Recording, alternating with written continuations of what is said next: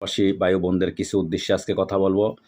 আপনারা জানেন আজকে কয়েকদিন খুব গভীর অভিযান চলছে, গুপ্ত অভিযান যেটাকে বলা হয়, গুপ্তভাবে অভিযান চলছে। গতকালকে আমার এখান থেকে একটা লোক ধরে নিয়ে গেছে সকালে ভোর ৬টা বাজে। তিনি স্ক্র্যাপ, আপনারা যারা ওমানে আছেন তারা অবশ্যই জানেন, যারা কার্টন বা স্ক্র্যাপ যারা বলদিয়া ডাব্বার থেকে যারা টোকায়, তিনি বাসা বাড়িতেও কিন্তু সাফ সাফাইয়ের কাজ করতেন। সেই লোকটা গতকালকে সকাল থেকে সাইকেলটা প্রায় ৪ থেকে ৫ ঘন্টা ওইখানে বলদিয়া আপনারা যে একটা ডাব্বা আছে, ডাব্বার সাইডে সাইকেলটা ছিল। তো আমরা অনেকে কিন্তু এটা মনে করছি হয়তো তিনি ওইখানে ভিতরে কোথাও কাজ করতেছে বা কি এরকম মনে করতেছি। পরে সাইকেলটার নাই আজকে, গতকাল সকাল থেকে এই পর্যন্ত তাকে আর দেখা যাইতেছে না। তো তাকে যে ধরে নিয়ে গেছে তিনি কিন্তু, তার কিন্তু ভিসা পতাকা নাই। আজকে কয়েক বছরে তিনি অবৈধ। তিনি মোটামুটি ভালো বাংলাদেশে প্রায় ৮০-৯০ হাজার টাকা, প্রায় ১ লক্ষ টাকাতে ইনকাম করে ৫ থেকে ৬টা বাসায় কাজ করত। এবং তিনি তার পাশে তিনি স্ক্র্যাপ, কার্টন, তারপরে বিভিন্ন রকমের বলদিয়া ডাব্বার থেকে টোকাইতো। এটা আপনারা যারা ওমানে আছেন তারা নিশ্চয়ই বুঝতে পারতেছেন।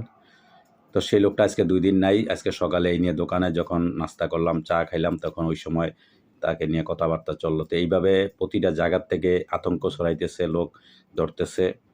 এত ভোর ৬টা বাজে কীভাবে তাকে ধরে নিয়ে গেল? তো এখনও তার কোনো সন্ধান পাইতেছি না। তিনি এই অবস্থার মধ্যে আছে। তার বাড়ি হচ্ছে চট্টগ্রামে, তার নাম হচ্ছে হোসেন। তো যাই হোক, আজকে কেন তার কথাটা আমি এখানে আপনাদেরকে এক্সাম্পল হিসাবে আনলাম। ওমানে অনেকে আমাকে কমেন্টের মাধ্যমে বলতেছেন যে আমি ভুয়া খবর কই, তারপর লোক গ্রেপ্তার করতেছে না। আমি তো চাই না যে ওমানে কোনো লোক গ্রেপ্তার করুক বা কোনো একটা লোক ক্ষতিগ্রস্ত হোক বা বিপদে পড়ুক, এটা কখনো আমি চাই না। তবে যেটা সতর্ক করার দরকার সেটা আমি আপনাদেরকে বলছি। আপনারা অবশ্যই সবাই সতর্ক থাকবেন, কারণ বর্তমানে আপনারা জানেন সিকিউরিটি অ্যান্ড সেফটি যেই টিমটা তারা গঠন করছে, এই টিমটা দিয়ে তারা বর্তমানে প্রচুর পরিমাণে তারা কিন্তু লোক গ্রেপ্তার করতেছে। এবং তারা বিভিন্ন গোপন তথ্যের ভিত্তিতে, তারপরে বিভিন্ন যেখানে ২ জন ৪ জন আমাদের প্রবাসী বাংলাদেশি বা পাকিস্তানি বা ইন্ডিয়ান দেখব ২-৪ জন লোক যেই জায়গার মধ্যে আছে, বা যেখানে এরকম বাউন্ডারি আছে, বাউন্ডারির ভিতরে দেখা গেছে ৫০-৬০ জন আমাদের বাংলাদেশি প্রবাসী থাকে, বিভিন্ন কোম্পানির লোক ওই সমস্ত জায়গার মধ্যে হামলা চালায়। যাই হোক, এখন কিন্তু প্রচুর পরিমাণে কিন্তু লোক ধরতেছে, গ্রেপ্তার করতেছে। তবে যেইভাবে তারা চিরুনি অভিযান চালাইছে, সম্ভবত আর ২-১ মাসের মধ্যে, রমজানের মধ্যে মনে হয় করে লাগবে, একদম ক্লিয়ার করে লাগবে যে অবস্থা। তো যাই হোক, সবাই যেভাবেই আছেন সতর্ক অবস্থায় থাকবেন। এদিকে আউটপাসের সুযোগ দেওয়া হয়েছে, আউটপাস মানুষে যে দেশে যাইব এই সুযোগটাও পাইতেছে না। মানে কি যে একটা অবস্থার মধ্যে আছে মানুষ, মানে আতঙ্কের মধ্যে ওমান প্রবাসী যারা আছে আতঙ্কের মধ্যে আছে। সব দেশেই লোক গ্রেপ্তার করতেছে।